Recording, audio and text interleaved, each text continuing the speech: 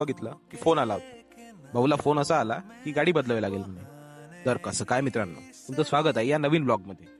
तसेच गाडी पलटून आम्ही निघालो सरळ कॉटन मार्केट चौकात.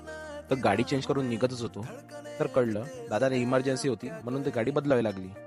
असो, मग आम्ही लागलो रस्त्यावर. रस्ता तर माहीतच नव्हता म्हणून म्हटलं चला करडगाव घाटात. जसा करडगाव घाट लागला, काय ती झाडी, काय ती डोंगार, सगळं ओके मध्ये होतं.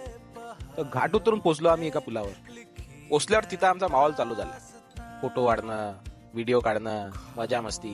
तेवढ्यात अभि जाऊन बसला पुलावर. भाऊले धक्का दिला आणि भाऊजी पूर्ण फाटूनच गेली. तर अभिले उतरून निघतच होतो तर शिवम भाऊ बोलले, भाऊ म्हणे भूक लागली म्हणे. भूक तर सगळ्यांना लागूनच होती, पण काय भूक कंट्रोल करत मग सरळ निघालो आम्ही लकडगंज पिंटू भाऊकडे.